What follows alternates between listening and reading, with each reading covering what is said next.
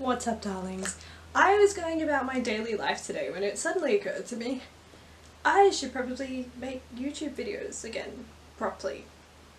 So here I am. So most of you probably followed me here from TikTok. Most of my followers there are like young people who are interested in cosplaying, and over the years I've had so many people ask me like, how do I start? And like, do you have tips for new people? So I thought I'd finally make a video on like tips and advice for new cosplayers and just how to get started. So I'm going to be speaking about like how to choose your first cosplay, buying versus making, where to buy cosplays, low budget options, and closet cosplays. And I'm also going to be doing like an example closet cosplay without using any of my stuff, just to give you guys some ideas. So let's get started.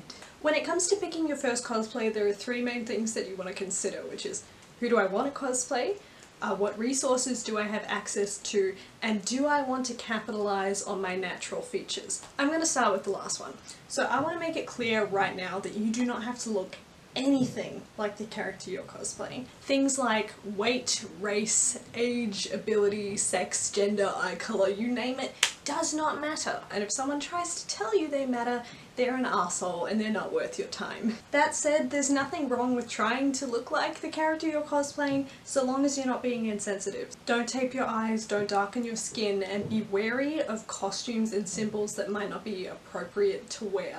For example, the Attack on Titan armbands. Within those limitations, it's still the goal of many cosplayers to look as close to the character as they can, and some cosplayers only feel comfortable cosplaying characters who they look similar to. So it's really about sort of deciding what you want to do. To pick your first cosplay, you might have to decide if it's more important to you to cosplay a character that's special to you or to cosplay a character that you look similar to. Personally, I love when people cosplay characters that they're passionate about, but you know, feeling that you look like a character can definitely give a confidence boost, especially to new cosplayers, so you know, it's up to you. So, my advice, make a list of characters that you want to cosplay and or that you think would suit you if that's important to you, and then you want to look at your resources. Do you have the money and are you willing to spend that money on a costume and a wig? Do you only have money for like a department store or thrifting? Do you have absolutely no money and just what you have in your closet? Or even, do you have sewing experience and materials to make things for yourself? Looking at all of those things together should help you decide. Now, I'm briefly going to touch on buying versus making cosplays. There is nothing wrong with buying any part of your cosplay, whether it's the costume or a styled wig or a prop. It doesn't make you any less of a cosplayer, okay? If you dress up and you say this is a cosplay, that's cosplaying, and really don't let other people tell you otherwise. Just, you know, don't take credit for something you didn't do. If you bought the cosplay, don't pretend you made it, and definitely don't enter craftsmanship competitions, of course. And if you want to get started on any of those skills at any time, just do it. There are so many tutorials for everything, like there's beginner sewing, and there's advanced prop making, you know, Kamui Cosplay, one of my favorite cosplay tutorial makers, so, you know, just see what's out there. Personally, I don't really enjoy sewing. I find it very stressful, and it's not something that comes naturally to me. It's kind of tricky to wrap my head around. So my personal philosophy when I started out cosplaying was, if I can buy something that I can easily afford that's going to be better than what I can make, like, why would I make it? The answer to that is to practice, because like now I've gotten to the point where I'm like, my standards are a bit too high to just wear costumes out of the bag anymore. Some of them are really good though, and I'll get into like where you can buy cosplays in a minute. But really it just depends on where your priorities are, what you want to do. Like personally, I love making content, so I'm sort of more about the end result of, you know, maybe looking like the character or looking like my interpretation of the character, but I'm more worried about that than craftsmanship. Though as I said, now I'm trying to start getting into making things, so it's all up to you about, you know, where in your cosplay journey you want to start that stuff, or if you even want to start it at all, because like I said, it really doesn't matter. I will leave you with this though. Instead of hating on someone who hasn't made something themselves, just go to someone who has made it themselves and give them a compliment. Just, you know, be nice. We try to be nice in this community, so, you know, keep that going. Now, if you have some money to throw around and you want to buy your cosplays, my personal favourites are Mike costumes. Really love them. I've got two Blake from Ruby cosplays there now that have just been like outstanding. Like it feels kind of like, it's more like clothes than a costume, if that makes sense. Like the quality is at that point, so really recommend them. Of course, I haven't bought everything on there, so like, you know, just, you know, do your research, check reviews is always a good idea. Another good one is Uou. I don't know if I'm saying that right, but you know, that's another one. It's quite similar to Mike Costumes. And for cheaper options, there are, you can do like Amazon and AliExpress. Just do like research the sellers to make sure they're legit and not unethical if you can. And if you want to splurge, you know, I'm sure some of you have probably heard of Doki Doki by now.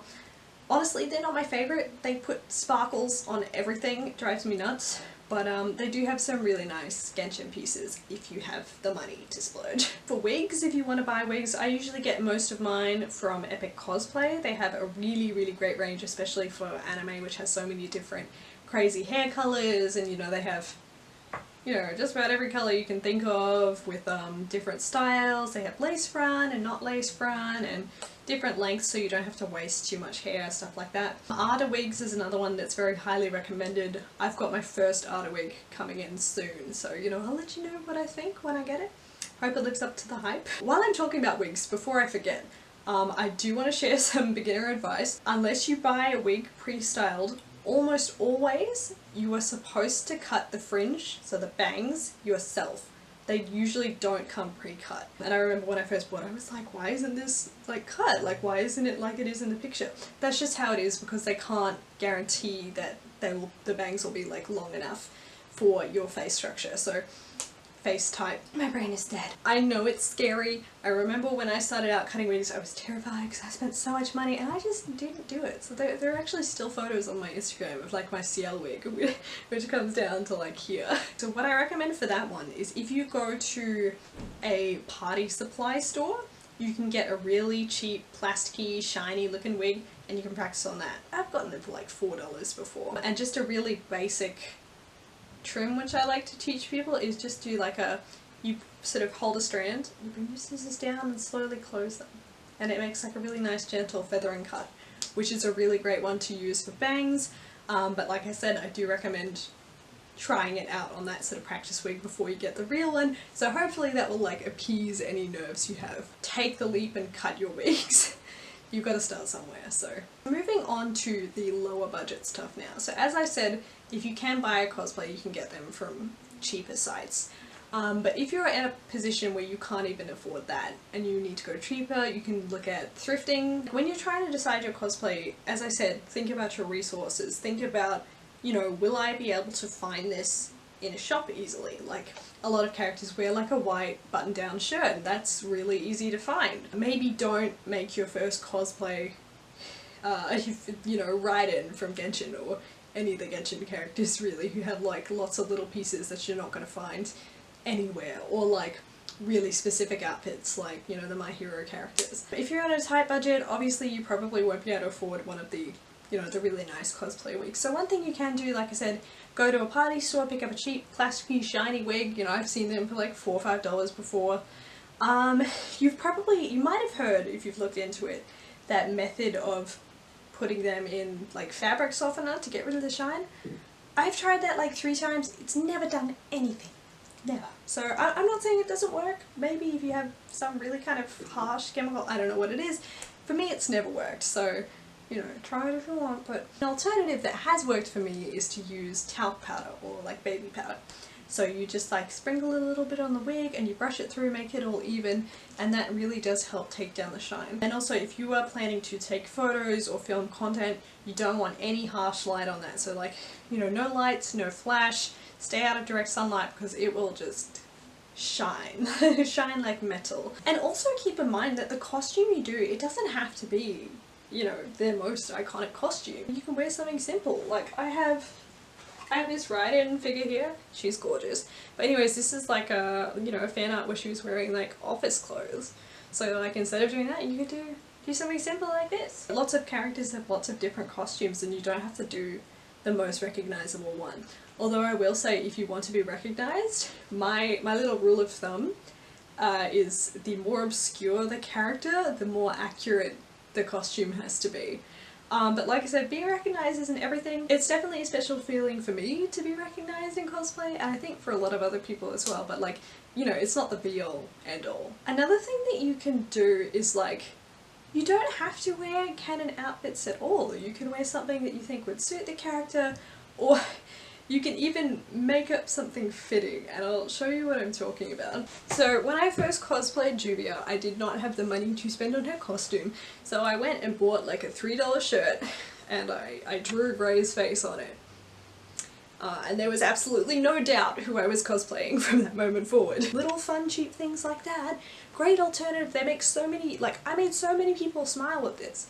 Even though, you know, it was not a great cosplay. So many people were so excited to see this because it's funny and it's different and it works. There are so many cheap ways to do great things, so just get creative, you know, let those juices flow, do amazing things in my brain.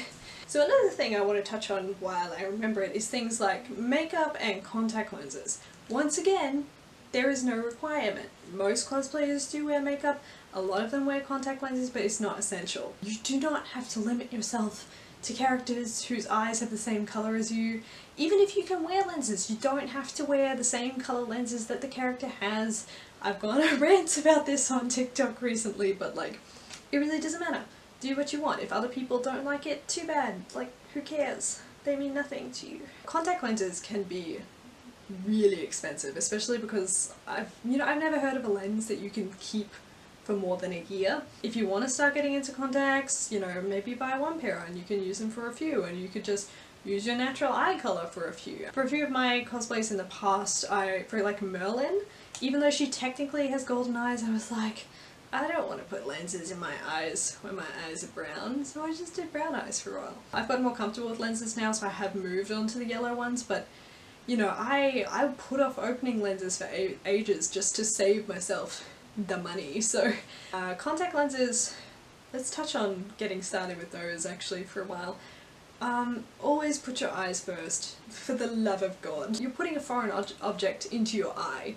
Like, it's not great, so you need to always be safe with them. Check the quality of your solution, replace solution, don't keep expired lenses. Write expiry dates on your lens cases or keep a chart somewhere. In my early cosplay days, there were times when I put lenses that I shouldn't have put into my eyes, and you can tell when they're expired, like you can feel it. So I don't do that anymore, and don't do that, please. Please don't do it. I was a dumb idiot and I've had swollen eyes from it before. Putting them in, okay, it takes practice if you haven't put a contact lens in. Something I found that really works is rinsing the lens with fresh solution before I put it in my eye, putting eye drops in, and then when you put it in your eye, try and like get it as close to your iris as possible. I like to like pull down my lid and put it in the side and let it drift to the middle, because it will drift to the middle. You don't have to put it right in the middle, but the closer you get, the less uncomfortable it will be, and the less time it will take for your eyes to adjust. I have quite sensitive eyes, so it was actually quite painful for me when I started wearing them. If you put them in and the pain doesn't disappear after like a minute or so, take them out. Take them out right away because something is not right. But like I said, it might take you a little while to get used to them. But the more you put them in, the more used to them you get. And now I can put them in, and sometimes my eyes, like, they don't even water. I'm like a superhero or something. Don't buy cheap contact lenses. Don't do it. Honestly, I can't really recommend any brands. I usually get mine from cons and I don't know how reliable they are. I should really look into that more. Just be cautious of where you're getting them from. You don't want to skimp on contact lenses. Okay, so makeup, as I said, it's not essential. I barely did any makeup at all before getting into cosplay, and now I do it like all the time. So I'm grateful that that's, you know, taught me something. I'm not gonna go into basic makeup, like just look up tutorials. There are so many beauty people out there who are so much better than me. But one thing I will say is if you can do it, start taking care of your skin, because it really, really helps. Not that my skin is that great, but you know, it's improved, so yay me, yay and cinders. So makeup, it can be used to enhance your cosplay. Most cosplayers I know wear it. Like I said, it's not essential, but it can be a really nice thing to practice if it's something that you already have on hand and it's not really an additional cost. But if you start using it more, the cost probably will go up for cosplayers as you start getting all the weird, all the good stuff, you know. Okay, now before I get into closet cosplays, there's one other thing which I want to talk about, which is where do you wear your cosplay? Like, how do you start doing that? I started, as many people I think do, at cons. So I started, I think, possibly my first one, I think it might have been a Dalek dress, like with a hoop skirt and little ears. I had like a costume which my mum bought me, and I had so much fun. I went and I to the next con and I dressed up for that, and then I went to the next one, I dressed up for that, and I only ever dressed up at cons.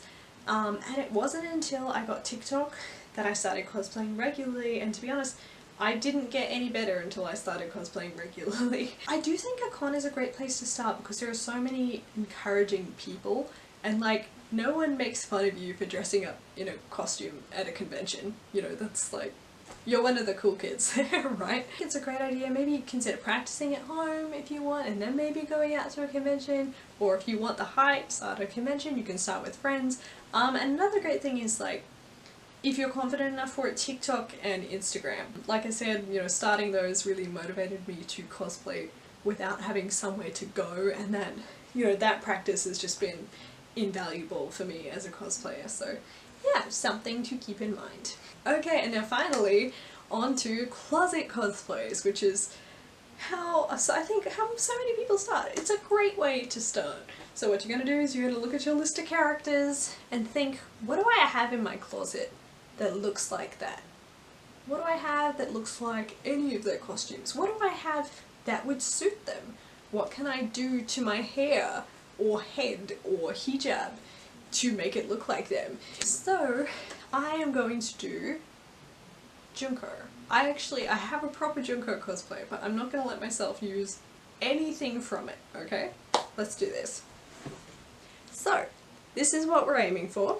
I don't have a top like that or a short white button up, but I do have this half black, half white Monokuma-esque top. I have this red skirt, which should work quite well, and I have a choker.